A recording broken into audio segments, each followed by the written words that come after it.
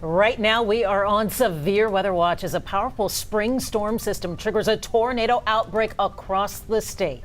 From the San Antonio area to Austin and up to far north Texas, some of these twisters caused a lot of serious damage, and we're still under a tornado watch tonight.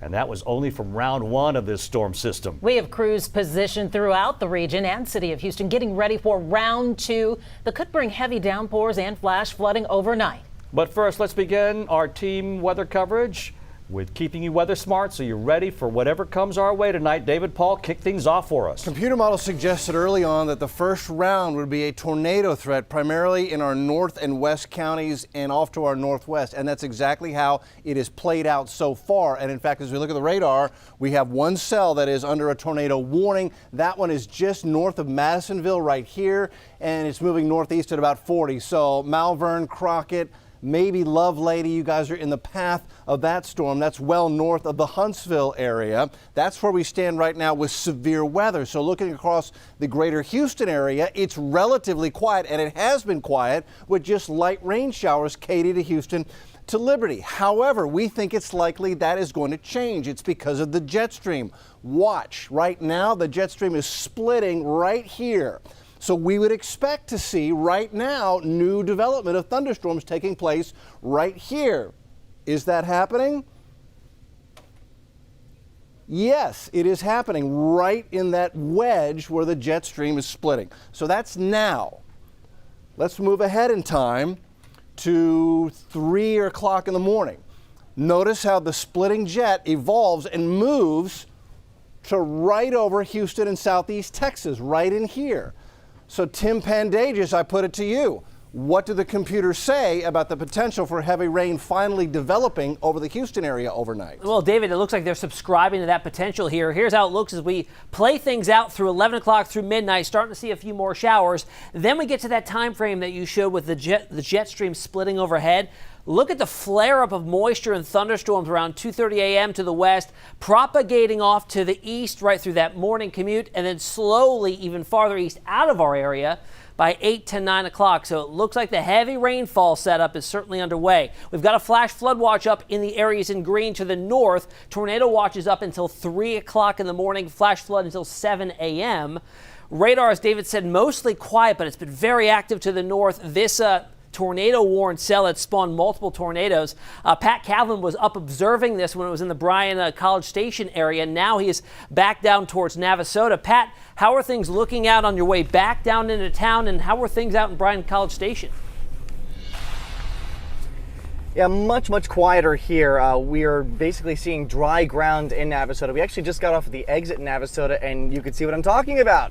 Not a drop of rain on the ground. Looks pretty dry so far, so things much better as you come a little farther south, as has really been the case, I think, through much of the afternoon in Houston. I mean, we saw those showers off and on, but really the severe threat, the first round, as we were just talking about, really mainly just stayed to the west. That storm that we were chasing from LaGrange all the way back earlier this afternoon, that one produced, I think, potentially several tornadoes on its track from south central Texas all the way through our extreme western areas, and then eventually up through Bryan College Station. There were reports maybe of some light damage up there.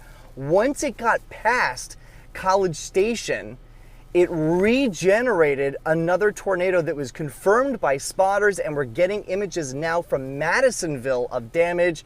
We are going to potentially check that out. We'll get back with you, though, later on, but a very wild night coming up. Hopefully things start to wind down as we get into the day tomorrow. Ron Meal will send it back inside to you. All right, well, we can only hope. So you mentioned that outbreak, Pat, and it truly has been a terrifying day for so many folks across Texas as several tornadoes ripped across the state at once. Xavier Walton is showing us what happened today.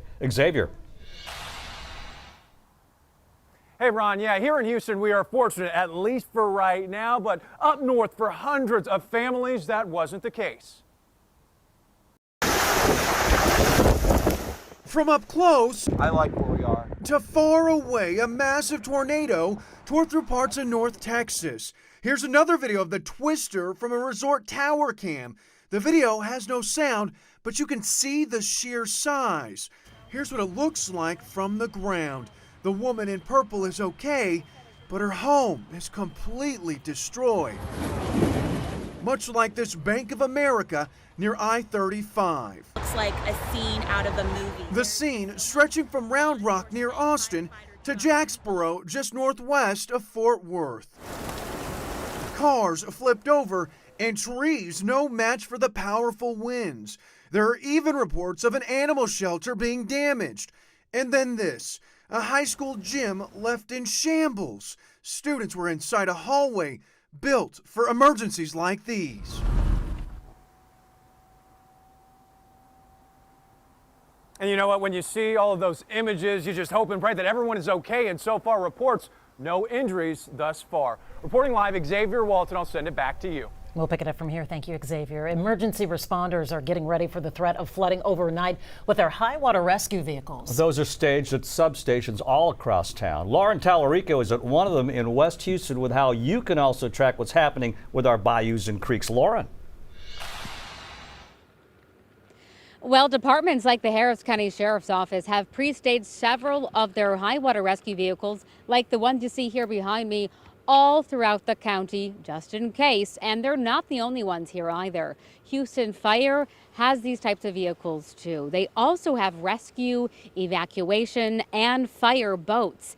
The big story with those roadways until tomorrow is do not drive through that water turnaround. It is just not worth the risk. Meanwhile, we're also keeping our eyes on rivers, creeks, and bayous, of course. Here's a really easy way to be warned if one near you is about to flood.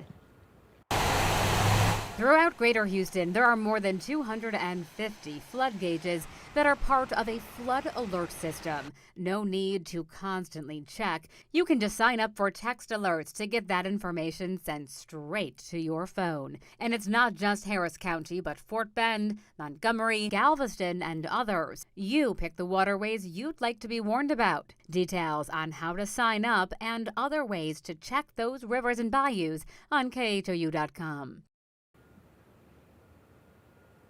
So far, no big issues to report on our waterways. By the way, Lake Houston has already dropped their water levels by a foot, just in case. Ron, All right. back Well, to let's you. hope it doesn't get too bad tonight. Thank you so much, Lauren Tallarico. A handful of local school districts, though, are delaying the start of classes by a couple of hours tomorrow. At this point, they are Cold Spring, Oakhurst, Conroe, Goodrich, Montgomery, and Shepherd. We'll keep updating that list and districts making announcements on our website, KHOU.com. You'll find the link right on our homepage. We have much more weather coverage ahead, but we want to make sure you can get updates around the clock no matter where you are. Be sure to download the KHOU 11 app and turn on notifications so you can get alerts about any severe weather headed your way.